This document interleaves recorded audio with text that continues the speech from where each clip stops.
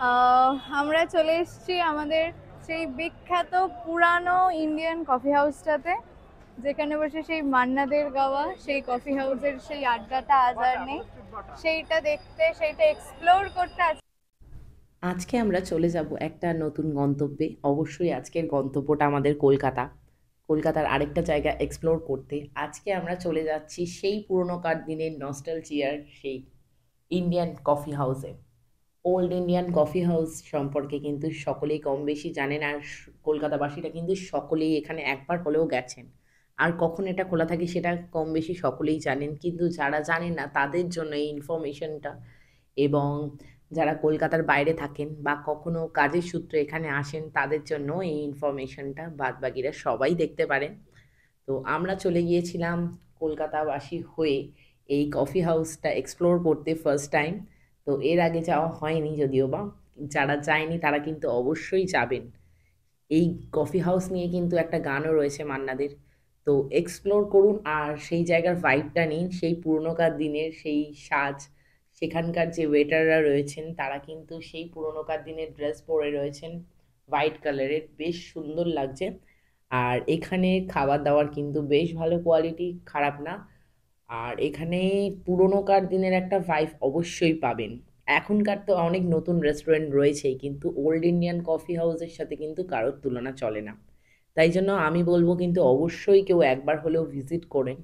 আর কলকাতাবাসীরা তো অবশ্যই ভিজিট করুন, আর যারা বাইরে থেকে আসছেন তারাও কিন্তু একবার হলেও এই কফি হাউসে যান, এটা আমার মতামত। আমরা চলে এসেছি আমাদের সেই বিখ্যাত পুরানো ইন্ডিয়ান কফি হাউসটাতে, যেখানে বসে সেই মান্নাদের গাওয়া সেই কফি হাউসের সেই আড্ডাটা আজ আর নেই। সেইটা দেখতে, সেইটা এক্সপ্লোর করতে আজকে আমরা চলে এসেছি।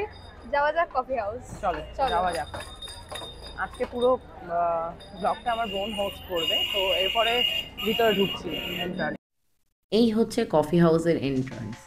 আমরা কিন্তু মেট্রো করে এসেছি। আমরা মেট্রো স্টেশন হলো মহাত্মা গান্ধী রোড বা এমজি রোডে আপনারা নেমে পড়তে পারেন। ৩ নম্বর গেট থেকে বেরিয়ে ৫ থেকে ৭ মিনিটের দূরত্বে আপনারা হেঁটে পৌঁছে যেতে পারেন এই ইন্ডিয়ান কফি হাউসে।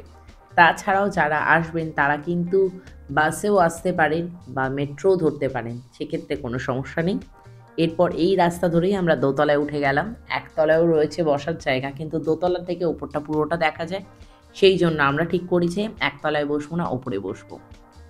কলকাতার সেই পুরোনোকার দিনের স্বাদ নিতে হলে কিন্তু একবার হলেও কফি হাউসে আপনাদেরকে আসতেই হবে। ফাইনালি আমরা কফি হাউসে ঢুকে গেছি, আমরা উপরেরটায় যাচ্ছি।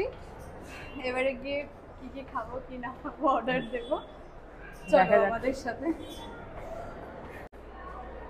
চল দুজনের সিট খালি নেই তো। ওইদিকে চ। এইদিকে কোথায় যাচ্ছ? চ না ওই দিকটা। ওই দিকটায় চলো।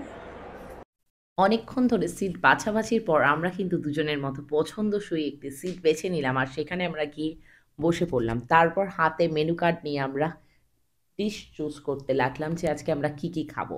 তো সেটাতে পরে আসছি, তার আগে তোমরা কিন্তু দেখে নাও এখানকার এনভায়রনমেন্টটা তোমাদের কেমন লাগছে। আর অবশ্যই কিন্তু আমাকে কমেন্টে জানাতে ভুলো না, আর ভিডিওটা কিন্তু লাইক কমেন্ট শেয়ার সাবস্ক্রাইব কিন্তু অবশ্যই করো। তো তোমরা ভিডিওটা দেখতে থাকো আর আমাকে জানিও অবশ্যই।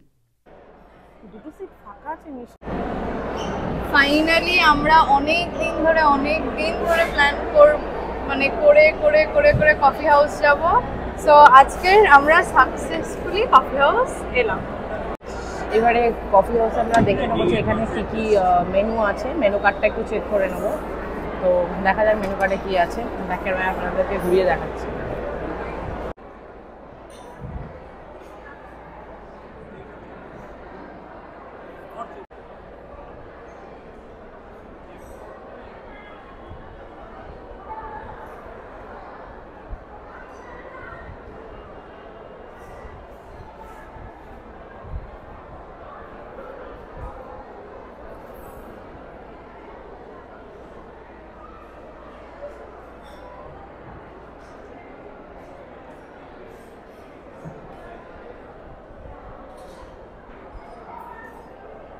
এই কি কফি? খাবার অর্ডার দিয়ে বসার কিছুক্ষণ পরেই আমাদের টেবিলে চলে এসেছিল গরম গরম খাবার। তো আমাদের খাবারগুলো কিন্তু বেশ টেস্টি ছিল। আর রিজনেবল প্রাইসের মধ্যে ছিল। তোমরাও গেলে কিন্তু ট্রাই করতে ভুলো না। আমরা কী কী ট্রাই করেছিলাম সেটা তোমাদেরকে ফার্স্টে বলে নিই। আমরা ট্রাই করেছিলাম সেখান থেকে কোল্ড কফি উইথ ক্রিম, তারপর সেখানে ট্রাই করেছিলাম cold coffee with special cream, আর তার সাথে ছিল mutton Afghani kebab, mutton cutlet, আর তার সাথে ছিল ফিশ কবিরাচি। এই 3টে না 5টা আইটেমই টোটাল বেশ ভালো ছিল আর বেশ টেস্টফুলি ছিল। তোমরাও কিন্তু ট্রাই করতে ভুলো না গেলে এখানে। এখানে বেশ সুন্দর খাবার পাওয়া যায়। এরপর আমরা কিন্তু কফি হাউস থেকে বেরিয়ে যাচ্ছি এখন এরপরে আমরা ঠিক করে নিই যে এরপর আমরা চলে যাব মুভি দেখতে। তো সামনেই একটা মুভি বেরিয়েছিল কিছুদিন আগেই, সেটা হলো দ্য ডিপ্লোম্যাট। তো আমরা চলে গিয়েছিলাম দ্য ডিপ্লোম্যাট দেখতে। তো আজকের ব্লগটা যদি তোমাদের ভালো লাগে অবশ্যই কিন্তু like, comment, share and subscribe করতে ভুলো না। আর খুব তাড়াতাড়ি কিন্তু ঘুরতে যাওয়ার ব্লগ আসছে, সেটাও কিন্তু দেখো। তো তার জন্য সবাই সুস্থ থাকো এবং সঙ্গে থাকো।